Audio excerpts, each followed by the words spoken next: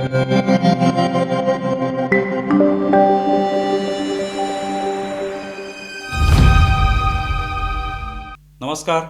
News डंकामध्ये मी महेश विचारे आपल्या सगळ्यांचं मनपूर्वक स्वागत करतो.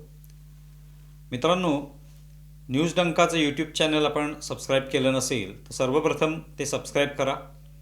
त्यामुळे वेगवेगळ्या विषयांवरचे व्हिडिओ आपल्याला मिळू शकतील. रविवारी तामिळनाडूमध्ये थलपती विजय म्हणजे विजय जोसेफ यांच्या नेतृत्वाखालचं सरकार स्थापन झालं. विजय जोसेफ म्हणजे अर्थात तिकडचे सुपरस्टार TVK हा त्यांचा पक्ष आणि दणदणीत यश त्यांनी या निवडणुकीत मिळवलं, विधानसभा निवडणुकीमध्ये. आणि त्याच्यामध्ये अर्थात त्यामुळे त्यांचं हे सरकार स्थापन झालं. त्यांनी मुख्यमंत्रीपदाची शपथ घेतली रविवारी आणि त्यांच्यासोबत आता वेगवेगळे पक्ष एकत्र आलेले आहेत. असं मिळून जवळपास 118चं जे काही बहुमत त्यांना आवश्यक होतं त्यापेक्षा 120पर्यंत ते पोचलेले आहेत. आणि त्यामुळे आता एक सरकार आपलं एक नवीन पर्व सुरू करू शकेल.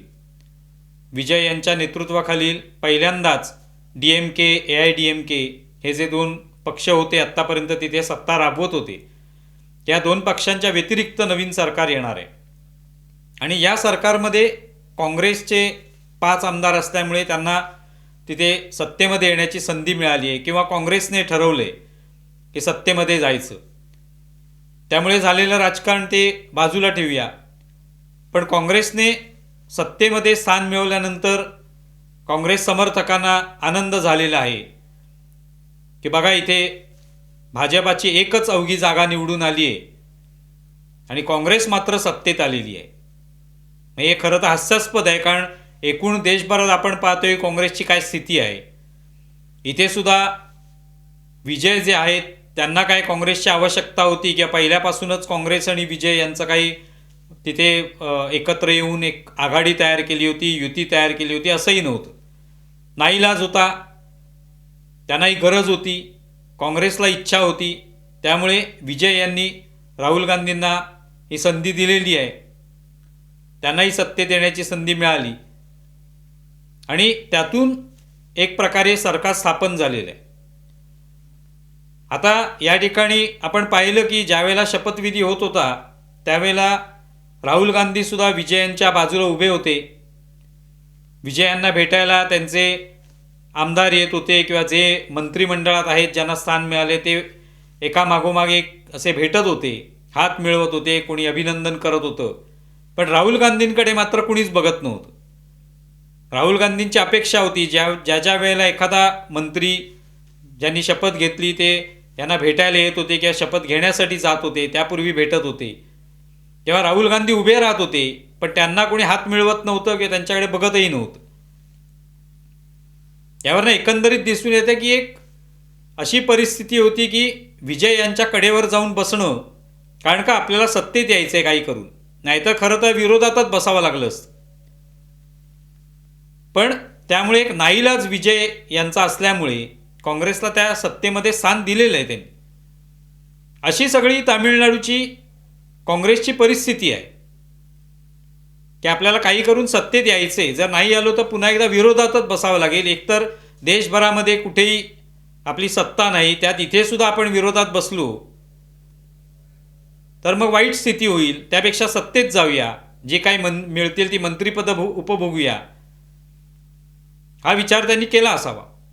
पण त्याच वेळेला बाजूला तेलंगणासारखं राज्य जे आहे त्या ठिकाणी वेगळी स्थिती आपल्याला पाहायला मिळाली. काँग्रेसचं राज्य आहे, तिकडे रेवंत रेड्डी हे काँग्रेसचे मुख्यमंत्री आहेत. तिकडे रेवंत रेड्डी हे नरेंद्र मोदींना विनंती करताना पाहायला मिळाले. नरेंद्र मोदी हे तिकडे वेगवेगळ्या विकास कामांचं उद्घाटन करायला तेलंगणामध्ये गेले होते. त्यानिमित्त त्या सगळ्या घोषणा करताना अर्थातच प्रोटोकॉलप्रमाणे मुख्यमंत्री म्हणून रेवंत रेड्डी, त्यांच्या मंत्रिमंडळातील सदस्य हे सगळे तिथे उपस्थित होते. त्यावेळेला रेवंत रेड्डी आणि नरेंद्र मोदी यांच्यातला जो काही संवाद झाला, म्हणजे त्यांनी जे काही भाषणं केली ती भाषणं तुम्ही ऐका, त्याच्यामधनं तुम्हाला लक्षात येईल की काय कशा पद्धतीचा संवाद झाला. 2034 $1 ट्रिलियन इकोनॉमी अगर तेलंगाना रीच हो गए तो 2047 तक हम लोग $3 ट्रिलियन इकोनॉमी आसानी से हम पहुंच जाएंगे। इसके लिए जैसा मनमोहन सिंह जी, मोदी जी को साथ दिए एज ए प्रधानमंत्री, आज हम 4 करोड़ तेलंगाना जनता के तरफ से मेरा गुजारिश है, मेरा रिक्वेस्ट है मोदी जी से, आप भी उतना ही आशीर्वाद तेलंगाना राज्य पे रहना है, तब हम तरक्की कर सकते हैं। मैं रेवंत जी से कहूंगा कि 10 साल के शासन में भारत सरकार ने जितना गुजरात को दिया वो मैं आपको देने को तैयार हूं, लेकिन मेरी जानकारी से मैं आपको बता देता हूं कि जैसे ही मैं ऐसा करूंगा आपको जो अभी मिल रहा है वो आधा हो जाएगा। आप जहां पहुंचना चाहते हैं नहीं पहुंच पाएंगे, और इसलिए अच्छा है मेरे से ही जोड़ो। त्याच्यामध्ये रेवंत रेड्डी यांचं जे भाषण झालं पहिल्यांदा, तेव्हा त्यांनी असा दाखला दिला की मनमोहन सिंग यांच्या काळामध्ये जेव्हा नरेंद्र मोदी हे गुजरातचे मुख्यमंत्री होते त्यावेळेला केंद्र सरकारने मदत केली आणि त्याच्या आधारे म्हणजे एक प्रकारे केंद्राची साथ होती म्हणून नरेंद्र मोदी 10 वर्षामध्ये गुजरातचा चांगला विकास करू शकले। तर आता नरेंद्र मोदी हे पंतप्रधान आहेत आणि आमच्या तेलंगणाचा विकास करायचा आहे, तेलंगणाला सुद्धा आता चांगलं विकसित व्हायचं आहे, विकसित राज्य बनायचं आहे, तर त्यासाठी नरेंद्र मोदींनी तशीच मदत करावी अशी विनंती कोण करते तर रेवंत रेड्डी करतायत। त्यावर नरेंद्र मोदींचं जे भाष्य आहे, आत्ताच तुम्ही ऐकलत ते भाष्य, काय म्हणाले नरेंद्र मोदी, तर मी तुम्हाला ही मदत द्यायला तयार आहे, जी मला माझ्या मुख्यमंत्री पदाच्या काळात मिळाली तशीच मदत द्यायला मी तयार आहे, पण ही जेव्हा मी मदत घोषित करीन तेव्हा आत्ता जी काही मदत मिळू शकते तुम्हाला त्याच्यापेक्षा ती अर्धी होईल। हे सांगण्याचा अर्थ काय की मनमोहन सिंगांच्या काळामध्ये जी काही मदत दिली जात होती ती एवढी कमी होती की आता जर तेवढीच मदत करायची झाली तर ती अर्धी होईल। मी तिकडच्या रेल्वे प्रकल्पांसाठी केंद्र सरकारकडून जवळपास 5000 कोटींची मदत केली जाणार आहे आणि त्या काळामध्ये 1000 कोटींचीच मदत मिळाली होती नरेंद्र मोदींना, म्हणजे किती कमी मदत होती। अर्थात तो काळ पण बरीच वर्ष झाली त्याला, पण आज ही स्थिती आहे। त्यामुळे नरेंद्र मोदींनी आवाहन केलं की म्हणून तुम्ही हा विरोध विनाकारण करण्यापेक्षा आमच्या सोबत या, आमच्या सोबत या म्हणजे काय भाजपामध्ये या असं नव्हे, ते केंद्र सरकारच्या सोबतीने काम करा, साथीने काम करा।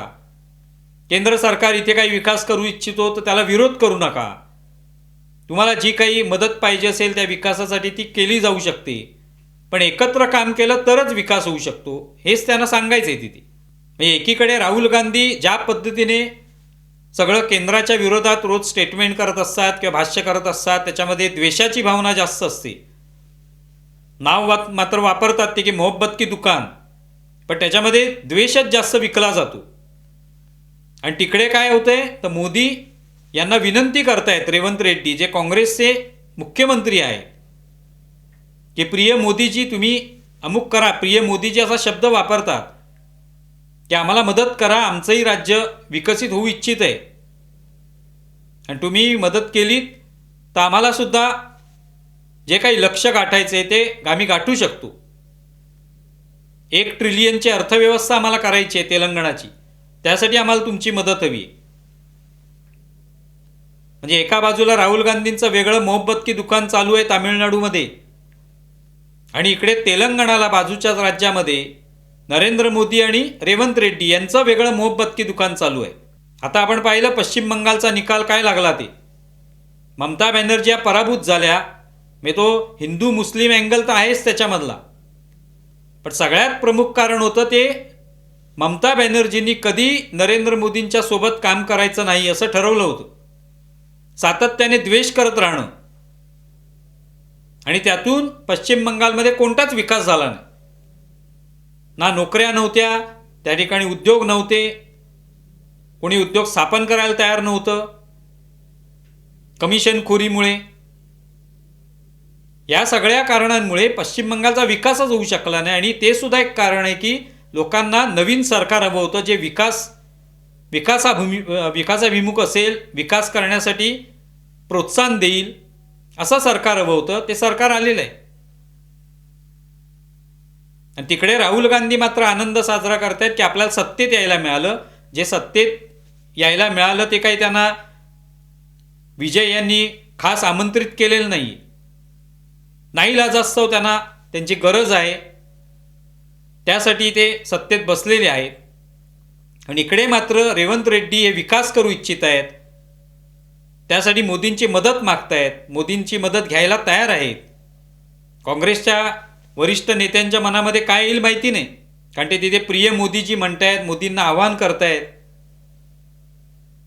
एक प्रकारे राहुल गांधींचं जे काही द्वेषाचं मोहब्बत दुकान आहे ते रेवंत रेड्डी बहुतेक आपल्या तेलंगणामध्ये बंद करण्याच्या तयारीत आहेत.